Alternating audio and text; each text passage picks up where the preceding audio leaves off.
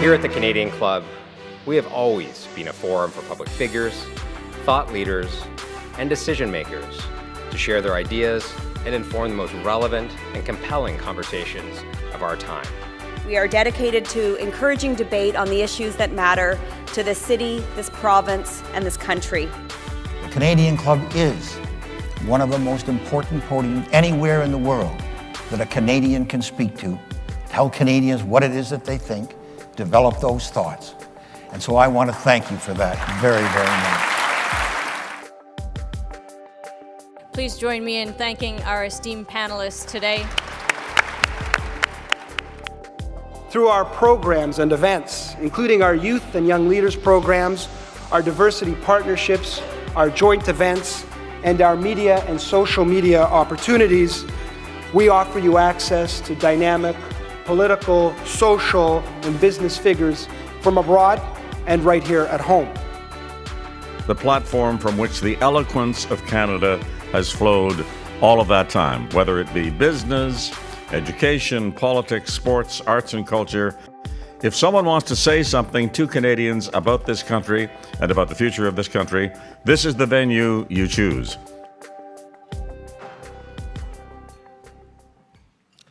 Good afternoon, Canadian Club members and guests. I am delighted that you're able to join us today here in person, as well as obviously online. I hope that everyone in the room enjoyed your meal and also had a chance, well, given the banter, obviously people had a chance to reconnect with your network and hopefully expand it as well.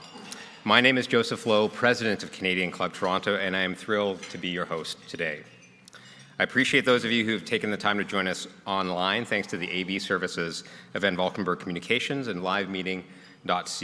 Certainly, in keeping with the times, our club is happy to welcome our audience digitally, as well as, of course, here in person. We are also deeply appreciative of the generous sponsorship provided by Tories and Hill & Knowlton Strategies, making this event possible today. And thank you.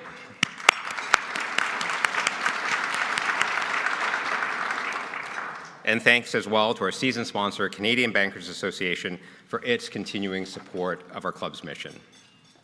I would also like to take the opportunity to welcome a table of young leaders joining us from Toronto Metropolitan University, supported by Canada Life. So guys, please stand and be acknowledged.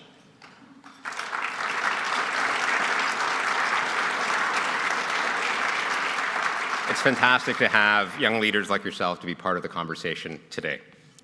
I'd also like to thank Canada's Forest Trust, an ESG company planting smart forests to take action on climate change with the power of nature.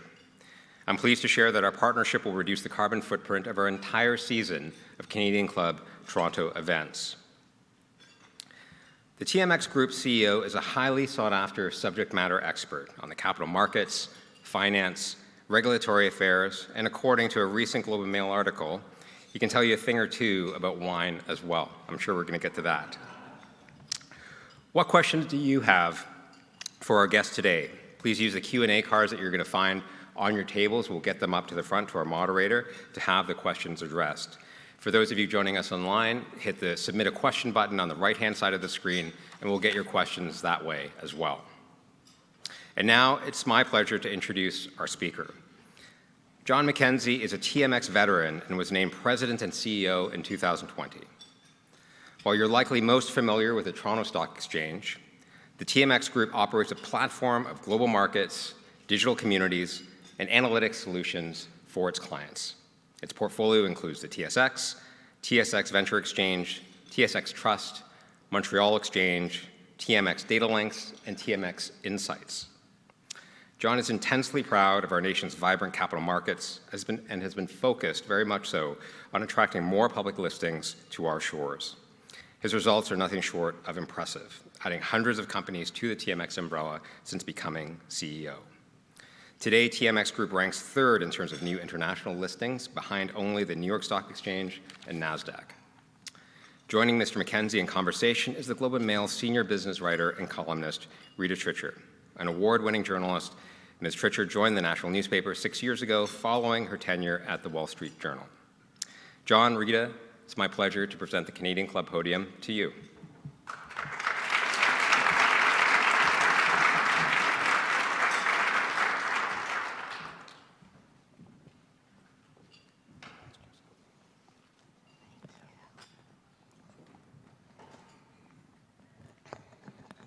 John, I understand you want to tee us up with some remarks.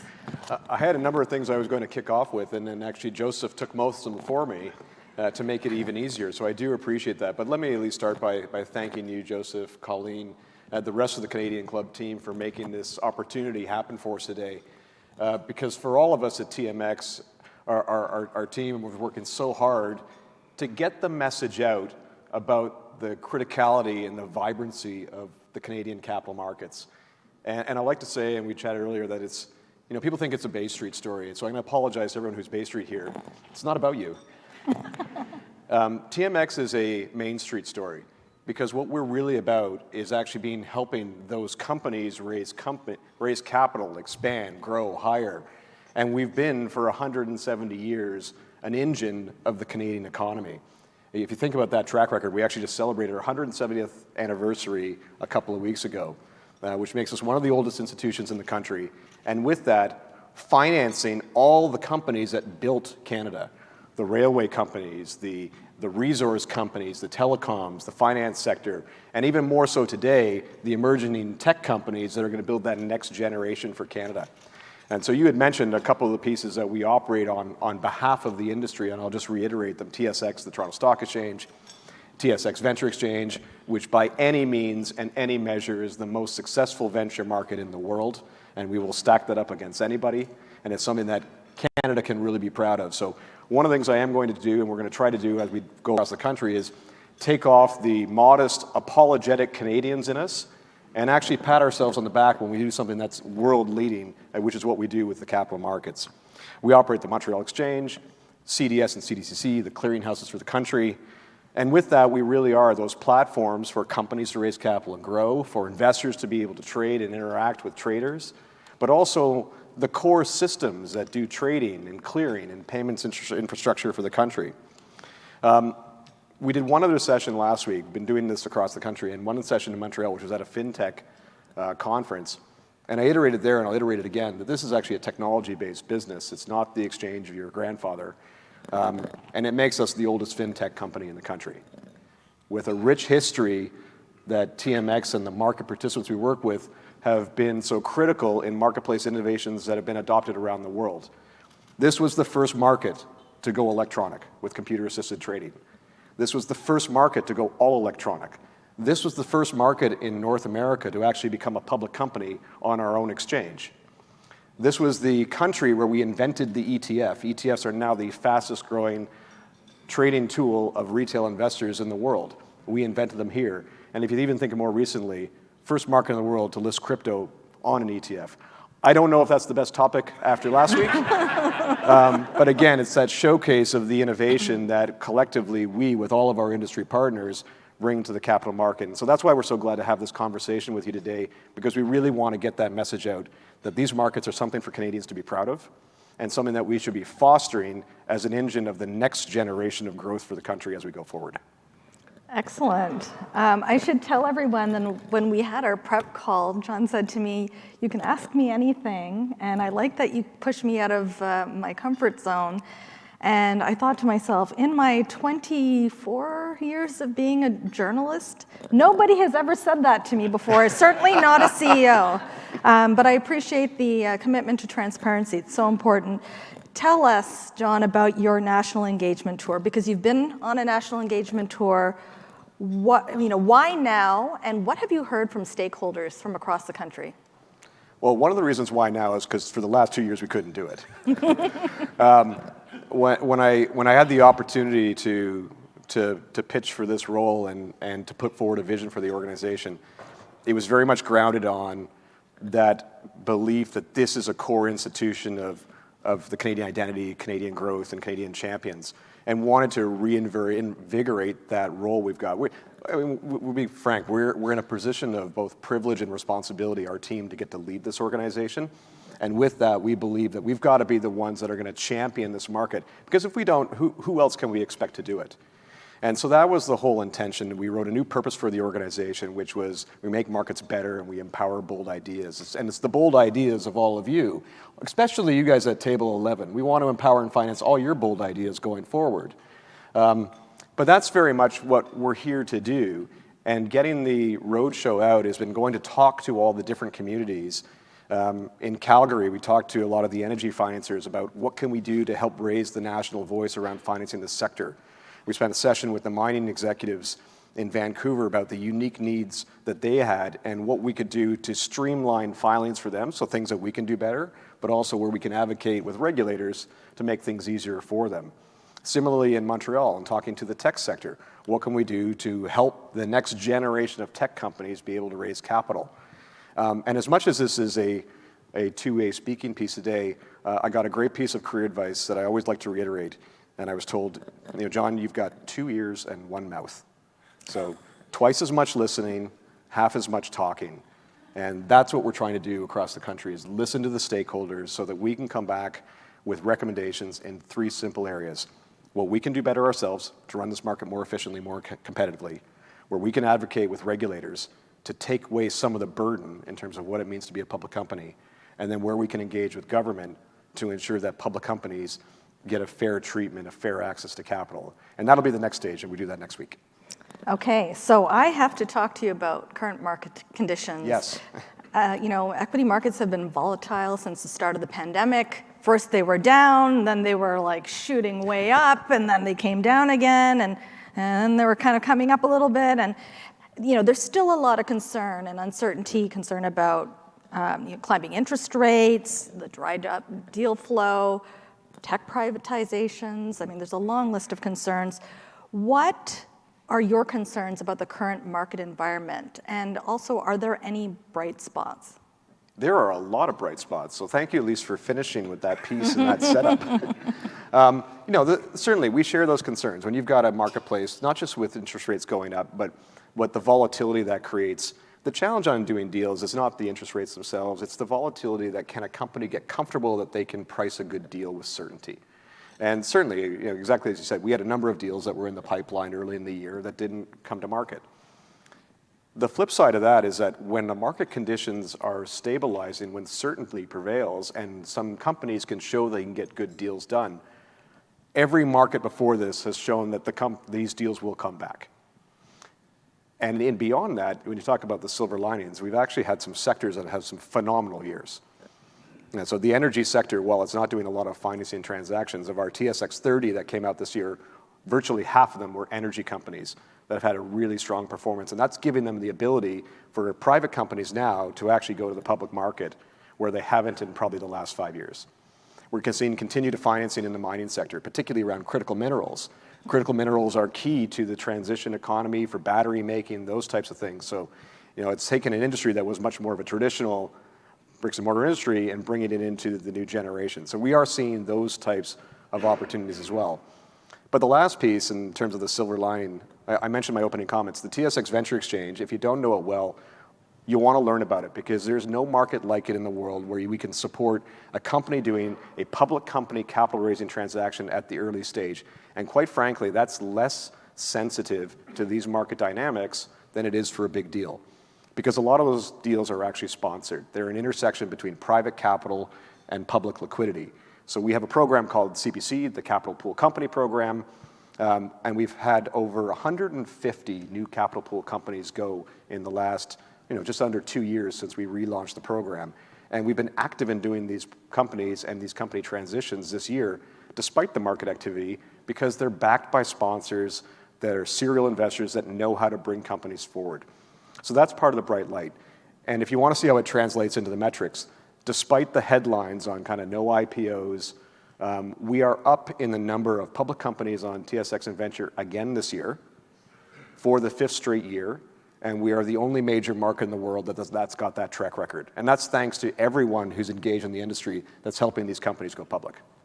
Okay, so I'd like to chat a bit about the lessons you've learned throughout the pandemic. And I want to take you back to February 27th, 2020. The Toronto Stock Exchange's system failed amid the market panic about the novel coronavirus. We were still calling it that back then. But improving resiliency became a priority for the TMX Group. But then earlier this month, there was another outage. What happened, and what are you doing to prevent such occurrences in the future? Yeah, and that's a fair question because let's be candid for a second. We do operate some of the highest speed, lowest latency, most complicated technology systems, not just in this industry, but in any industry. Speaking of technology systems, I guess I was the only one that meant to go to silent mode today.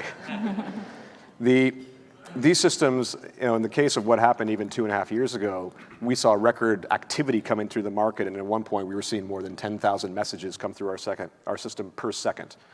And what happened then, and even what happened a couple of weeks ago, is a unique activity that simply was something that hadn't been tested that created a technical issue. Our track record in terms of actually uptime is among the best in the world. We talk about it kind of like 99.995% uptime. The challenge is when you are as public as ours, that 0.05, it really sucks.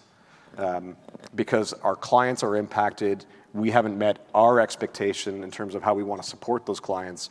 But this is an area where I really want to give a lot of credit to both our team and our industry partners, because what we demonstrated with this challenge is that we could fail over the market, we could move it to a backup site.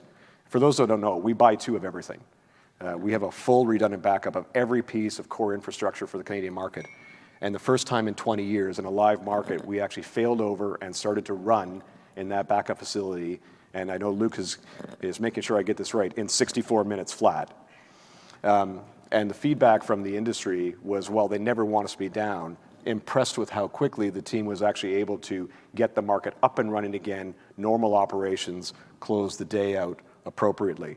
So that was part of the lessons learned, because the things that we learned earlier in COVID led us to an 8-figure investment back into our systems to build more resiliency into them. And it's that resiliency and those tools that we used to fail over the market quickly.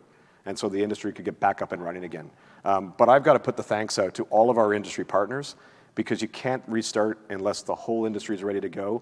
And they test with us multiple times a year how to do this, how to fail, how to go to backup, and how to get the market restarted. It's kind of like a dress rehearsal for a wedding. But we do it multiple times a year. We test different scenarios, and when it happened in a real life scenario, we're able to fail over, fix it, and move on. And that's our commitment to the street. Okay. The pandemic also took a toll on entrepreneurship in this country. Small businesses in particular bore the brunt of the economic shutdowns. When the entrepreneurial spirit is damaged, fewer companies go public. And long before COVID, there was concerns about shrinking stock markets and the thinning ranks of public companies in this country. How do we revive entrepreneurship in Canada? And this is where we love to talk about venture. Because even before the pandemic, and I got a question once from a reporter about, how do we think about the reporting on the decline of public companies? And I said, I don't know what numbers you're even looking at, because the venture market is continuing to add new companies every single year. And the point I made earlier, we actually year after year actually growing the company base. And the reason this venture model is so important is because of what it allows entrepreneurs to do, and where we try to work with them. What a lot of people don't know is for the 14, 15, 1,600 companies that are on the venture exchange, we have 1,600 companies that are private companies today that we're already talking to. So we're talking to these entrepreneurs before they ever go public, so they understand what can the public market offer them in a capital raising solution. What are the ways that we're going to help them, the way that the industry partners are going to help them to meet those expectations and really de-risk this process for them. Within that company base, 1,600 companies that we're talking to, of the ones that do list with us, over 700 of them have grown up, graduated, and become TSX companies. So we've got this track record and history of incubating small businesses, scaling them up to a successful company where eventually they are a S&P TSX listed organization, S&P index company. And that's why we need to get out and reinforce it and use the tools that we've got available to help those young entrepreneurs understand what those options are, particularly in a market that looks tougher. Okay, so that's my next question. Why would a company, an emerging company, choose a public listing over staying private? What is your message to those entrepreneurs? And it's going to be a different decision for every company. We don't go out to say every company, the only right path for you is public. But what some companies will find is that, particularly when you're in that growth stage, And anyone who's run a company that's been privately financed before, it's not always easy getting your second round or your third round. And the amount of control that gets given up to the private financiers in there, it's not the panacea. And so when you're actually doing that with the public market and you've got the ability to come back to the market for multiple capital rounds, in some cases it actually can let those founders keep more control of what they're building and build a broader shareholder base. The other things, I mean, whether or not you're going to get a better valuation in private or public is going to depend on the industry, it's going to depend on the time frame, it's going to depend on the deal. But that's why we always suggest for companies to be really successful at it, it's not just about the deal they get done. It's about coming to market, it's about doing the investor relations work and curating those shareholder relationships over the long term so you can come back and raise more capital in the future. And that's key. It's not, I saw writings in the newspaper. I'm not going to pick on newspapers here. But in the fall last year, we had a lot of large tech IPOs. We would get articles that would say, this IPO has failed because it's down from when it went listing 6 weeks ago. And that's like saying that your child isn't going to develop because they're 7 months old and they haven't walked yet. Let's judge the success of that company based on what they do with the capital they raise over the long term that they're building the business out. Did they expand as they said? Did they actually do the acquisition? Did they hire who they needed to? And let's judge them in the long term, because that initial deal is the start of the journey. It's not the finish. Okay, now the question that I've been dying to ask you. Okay. What are your thoughts about the federal government's proposed 2% tax on corporate share buybacks?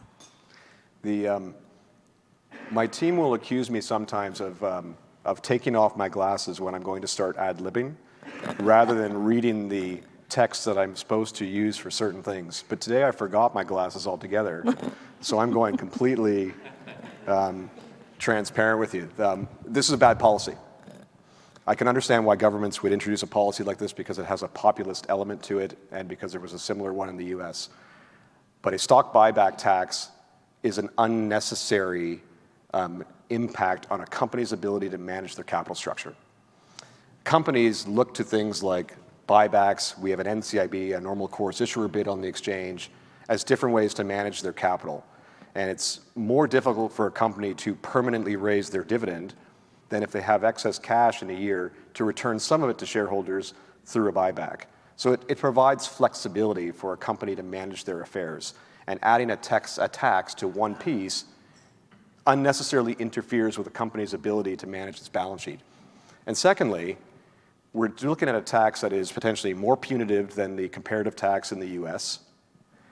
And our capital market is different. We have over 3,000 listed companies. 2/3 of them are small and medium enterprises. They are not big US companies. And why would we ever want to take away a balance sheet and a capital management tool from small cap companies that are still trying to build their business? And then the last piece I'll add to this in terms of policy is, why would we put a tax in place that only applies to public companies? Again, you mentioned it earlier, public isn't right for everybody, but when we do that, we add another friction point to companies being able to raise public money. And sometimes I get asked, well, why do you care if a company is private or public? A public company is really the only vehicle where broad-based Canadian shareholders actually get to participate in the growth and success of those great Canadian names. That's the real democratization of investment. So we should be wanting to see more of these companies come to the public domain so that everyone actually can participate with them. And changes like this buyback tax is just another challenge for a company to raise public money. I see a lot of people nodding their heads, so you have a lot of agreement in this room. Okay, I want to stick with that same theme of how governments can help better support public markets. What did you make of Ottawa's recent decision to order foreign state or owned companies to divest their shares in Canadian mining companies? Yeah, and that one's difficult, and I actually understand the perspective on it. Where I lean to on policies like that is companies do require certainty. So whether or not we're going to allow some types of foreign investment in or out, that's fine. Make the decision, make it clear, and so that companies can actually raise capital with certainty and where they're going to get it from. Disrupting companies that are already raising capital, not effective. Certainty is the biggest thing to help capital flow. And when you have a lack of certainty, either because of policies that change like that, or even in the case of things like the energy or the resource sector, you've got companies that would love to develop, but they can't get certainty on consultation in their industries, on whether or not they can get approval for their projects, whether or not they can get infrastructure to them. When you don't have that certainty in place, you're not going to raise capital. The capital is going to go somewhere else where it's got more certainty. So that's my view on that piece. But I understand the challenge that the government has on that type of foreign investment. And is there anything else on your regulatory wish list that you think that we could do to reduce the regulatory burden for public companies? What else would you? We have a long wish list. So and again, it fits into three things. We have things that we can do ourselves. So we're actually engaging with the industry right now. We've got a program called Venture Forward. I would encourage anyone to have a look at Venture Forward. It's about us taking a white sheet of paper to how we actually operate the market. What's the rule set for being a public company? And to look in there to what can we do more efficiently to ease the burden of a company applying, raising money, doing those types of things. So those are in our control. And to make changes, we'll need regulatory approval, but we'll make the case to do that to make the market more efficient. We have a whole host of recommendations around regulatory reform. And the recognition is not that there are regulations that are bad for the public market, but there is the impact of cumulative regulation over years that adds burden to anyone going public. There are regulations on the books around disclosure that were written before the internet existed. We can probably modernize those and make it easier for companies to do disclosure. We've got different things that the CSA has actually just brought out in terms of prospectus reform, and bravo, we support the work they're doing there. We've made the case that maybe it's appropriate to allow our smaller cap companies to report twice a year instead of 4 times a year. Their stories don't change every 3 months, and certainly they don't have the resources to do that. So let's get them focused on building their business and less on quarterly reporting if it's not meaningful in their industries. So those are on the regulatory side. At the government side, we've got some what I'll call really discrete recommendations, again, about making fairness for public companies central, so there's not an incremental burden to raising capital. And a couple of really simple ones I'll leave with you. R&D tax reform. Tax credits for a small cap private company are substantially higher than a small cap public company. The companies can look exactly the same business, competing with each other, same size. But if they're private, they get a larger R&D tax credit than they're public. It doesn't make any sense. It's just legacy, so we're hoping to get that fixed, and we are getting some listening and engagement on that particular file. Separately, we've actually talked to the government about sectors that they want to build. They want to build out the clean tech sector. They want to build out the clean energy sector. So our recommendation over the last number of years is look to the flow-through share vehicle that Canada used to build the traditional energy sector. And what this vehicle does is very simple, is it actually makes it so that a company can flow through their losses to the end shareholder, and that allows the shareholder to de-risk the investment they're putting in, because they don't have to wait to potentially crystallize those losses. And when you've got a new sector, like anything around clean tech, carbon capture and storage, clean energy development, these are capital intensive, they're risky. So if the government can use a tool that de-risks investment, capital can flow in our country to do that. So I like to do these things like they don't actually cost the government anything. They actually, the cost is the policy change so that the private sector can finance the things that they want to build. So those are a couple of themes that we're working on. Okay, so I want to pivot and talk specifically about TMX Group. You were appointed CEO in 2020, and you were immediately faced with a big challenge. You had to fix the culture of the organization. I'd like you to tell us about that experience and where you are and about your progress to date. I'd like to say that we fixed the culture because a lot of our team members, our leadership team members are here today, and it's been a collective effort of all of us. And there was really a recognition that our organization, like so many of before us, went through a lot of change, a lot of acquisitions, a lot of integration and restructuring, all through kind of 2016 to 2020. It was all important. It needed to get done, but it also left the organization with some organizational shock. A lot of team members had moved on, some concerns about the culture, some toxicity. And so it was an opportunity for us to take a fresh look of what is the kind of company that we want to be. And then really almost at the same time, as you said, the novel coronavirus hit, and we went to this place where we're actually now asking all of our workforce, like so many organizations, to go work from home, but in our case, operate critical pieces of market infrastructure that can't go down. And the engagement from our employees was phenomenal. Because the people in TMX are so committed to the purpose of running these markets and what we do for the industry. The opportunity for us as a team was to really harness that engagement, build a culture around much more openness, transparency, flat organization, more communication, and a simple hiring policy that's not written down in any manual, which is no assholes. You know, the fact that this is a business that built out of the capital markets doesn't mean that that's the culture we need to have. This is a culture that only succeeds if we can work as a team, because we're not that big as an organization to succeed otherwise. You know, we're big in terms of the center of the marketplace, in terms of the impact we have, but we're only 1,600 people globally. And we've got to be able to work effectively across different parts of the exchange, different parts of the world, to be able to get success out of that small group. So that's really been the journey, that focus on being a people-first company. We brought in some great new talent from outside as well. And I remember the challenge that we gave to some of the new leaders was very simple, which is this needs to be a top 50 employer to work for. And it needs to be a top 50 employer to work for, not so that we get a badge that we get to put on the wall, but it means we've done the right things around employee engagement, communication, work-life balance, that it's a place that people want to come to. And we're not there yet, but we were named this year top 100 in GTA, and we were top employer in London as well. And we're going to keep moving that needle so that even though we are smaller than some of the ones we compete with, this will be a top company to work for, because all we need to be able to continue to grow and build the next set of solutions for the market is to have the right talent in the organization, both the talent that we want to keep, but the talent we want to attract. So it was core to redefining our strategy, which is not just about growth, but about growth, talent in the team, and advocating for our clients so that we can all have that shared success. Okay, so corporate culture, want to stay on that theme. Diversity and inclusion is a very important part of that. I'm going to ask you the same question I asked John Graham when I was interviewing him here.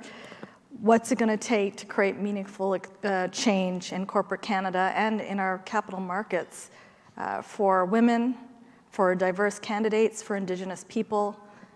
You know, people like me grew up in Canada, born in Canada, and we were told from a very young age, be patient, be patient. I am almost 50 years old, and I'm all out of patience. And so I really want things to be better for the next generation of Canadians. What's it going to take? Well, 50 is the new 40, so if that helps. This is about collective willpower, and I don't think we need to be patient anymore. We're actually starting to see actual real change.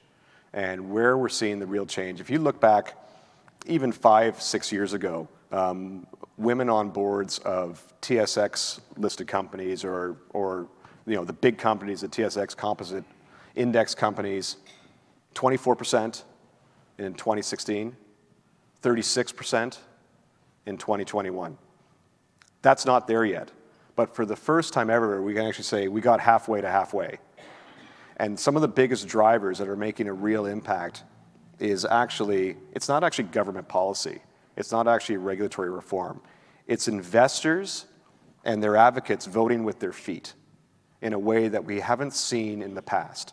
So large shareholders, large asset managers that are taking on ESG mandates that are both around the environmental performance of a company, but also the diversity within the organization, how they support their people. And the organizations that support them, like the Glass Lewis's and the ISSS's of the world, which quite frankly will now recommend that shareholders vote against a governance chair if they haven't made a target around diversity, and if they haven't met it. And if you want to motivate board members to change, you vote against them. So that, I think, is one of the biggest changes in the environment in the last 20 years that we've talked about it, because there are actually real consequences of not making meaningful progress now. We're also continuing to think about, what can we do in that scope of making markets better to help advance this even more. That's why we do ESG 101. We actually work with public companies. We train them on what does it mean to be a good ESG company? How do you do better disclosure? How do you report against SASB? How do you report against TCFD? How do you show good diversity metrics? We've thought, is there an opportunity for us to provide better disclosure tools? So we actually launched a disclosure portal so that companies report against it and get that disclosure out. And I think this is an area where we and the CSA regulators can do more. Disclosure is the light that shines on it that actually gives the ability for stakeholders to take action. So the more that we can help our companies give standardized disclosure around how they're doing on diversity in the boardroom, diversity in their executive ranks, it gives the ability for the asset managers, the pension funds, and all those stakeholders around them to actually hold them accountable. And that's what makes change, is actually holding people accountable. Thank you for saying that. we try at the Globe and Mail. So you keep holding us accountable. Okay. I want to talk to you about Indigenous reconciliation. When I talked to you about this issue, I think it was a couple of years ago now, or almost, you said to me that you're setting the floor, not the ceiling. Absolutely. And so maybe you could share with those who are not familiar what you have done to date on this issue, why it's important, and what you plan to do next. Yeah, I'm happy. We're about, I'd say about a year and a half into the journey. And sometimes the term journey gets overused, but I think in this particular area, it is actually the right way to think about it. One of the very first things we did was get engaged with CCAB, the Canadian Coalition for Aboriginal Business, got engaged in the Progressive Aboriginal Relations Program with them to help define what's the right strategy for us as a company, us as an industry, to make a meaningful movement to engaging Indigenous people and Indigenous business into what we do. And that was really important. And what I love about the program is it's actually a 7-year program. So it's not about doing a few things, you get a check mark, and you move on. And so what we've been doing as an organization is a couple pieces. So we are working on how we actually do better Indigenous relations ourselves. One of the first things that we've been able to do in terms of using our platform, though, because we're a very unique organization, is using our TMX Money platform, which is one of the busiest sites in Canada for people looking for investor information. We now make available on that every company listed on our exchanges that is a PAR committed or a PAR certified company. And you made the comment of that being, it's the floor. And the reason it's the floor is once we can identify companies that do really well in this regard, now we have the data set for an organization that wants to build an index on it, or can you build an ETF on it. If there's investor demand that they want to be able to invest in a product that showcases companies with good Indigenous records, we can eventually create a product to support that. And that uses the infrastructure of what we're good at. So what we wanted to do when we came to this was not do things that were performative, but do things that were unique to our role in the capital markets to actually make a meaningful difference. So the long-term view is we look at 10% of the Canadian population who largely is not engaged in our capital markets, who actually do have capital deploy. We're starting to see more land claim settlements. They've got capital to put forth. And it's actually the largest entrepreneurial class in the country. So what we look at is how do we use the tools of the market, the tools of the exchange, like the venture exchange, like a capital pool company program, or in this case, maybe construct a new structure that would allow an Indigenous company to raise public money and retain control to build their business and support their communities.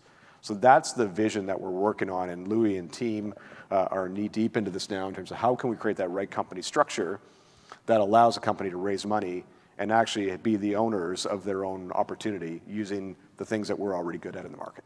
That's fantastic. Okay, I'm going to get to the audience questions in our remaining minutes. Okay. How do you think we can grow more unicorns in Canada? Did you anyone see the unicorn on the ceiling? If you took the inspiration on that.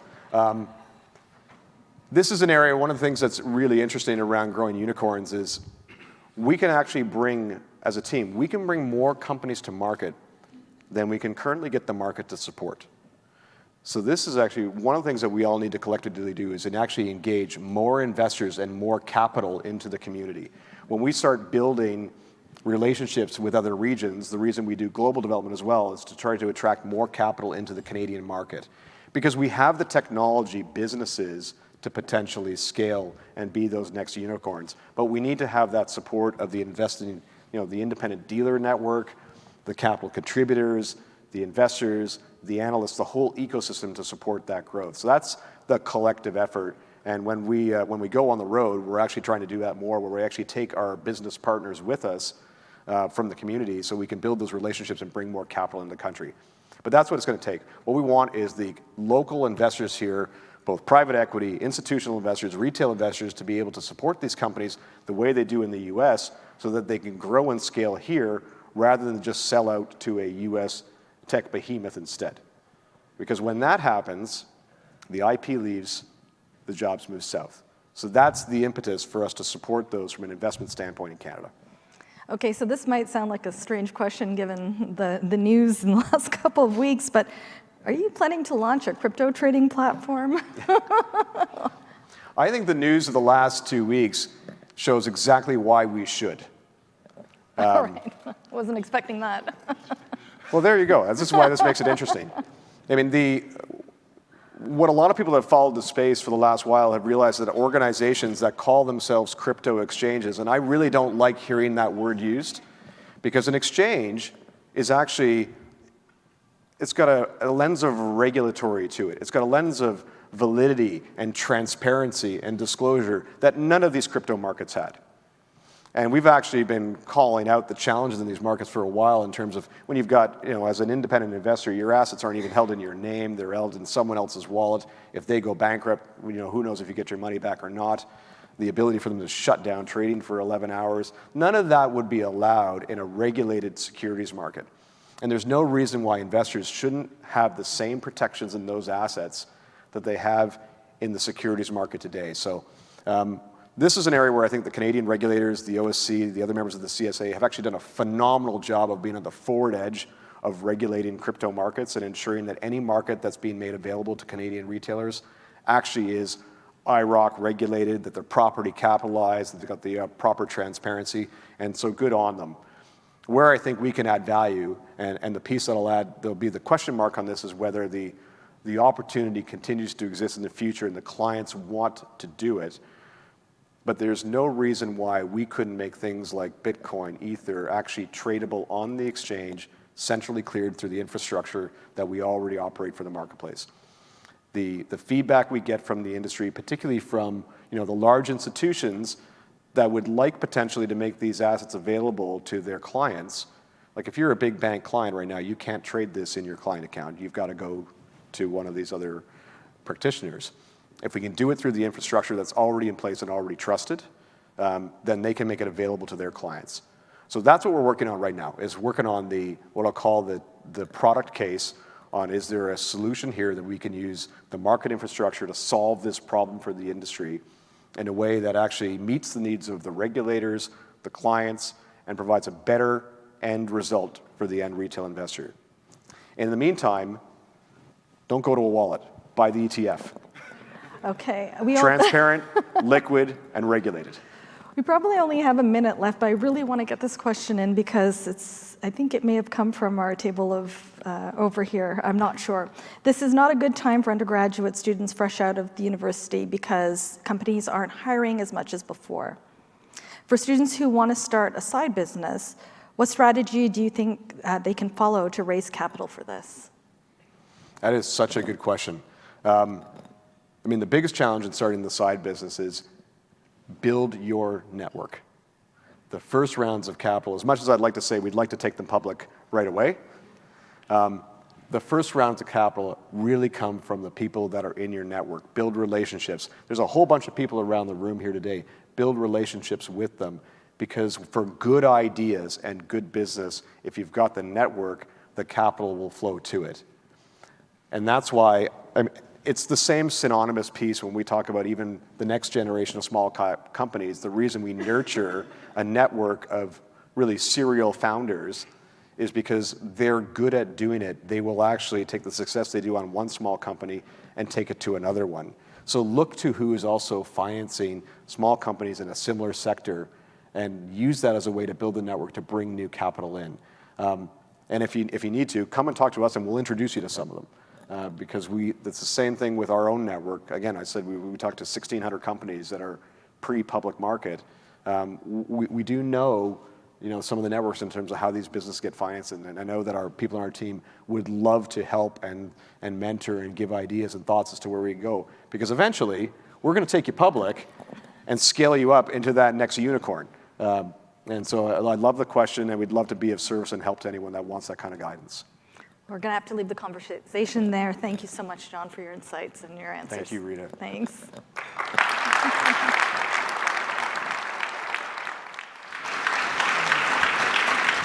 John, on behalf of Canadian Club members and guests here today, I want to wholeheartedly thank you for articulating the case for Canada's capital markets so eloquently. The depth of your experience is paralleled really only by your passion for growing public markets.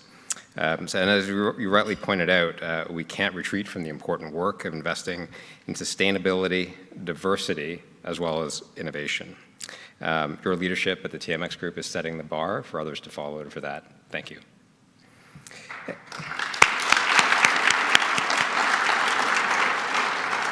And to you, Rita, thank you for your deft moderation, as always. A lot to navigate there, and I think I can speak for everyone in the room and online.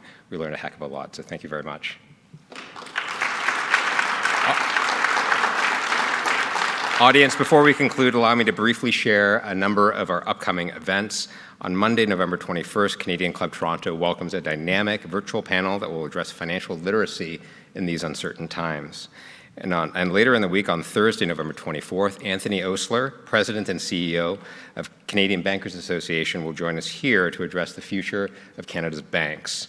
Please visit us online at canadianclub.org. You'll certainly find out more about the events there, and as always, be able to find your tickets as well. I'd like to offer another round of sincere thanks and appreciation to our event sponsors today, Tories and Hill and Knowlton Strategies.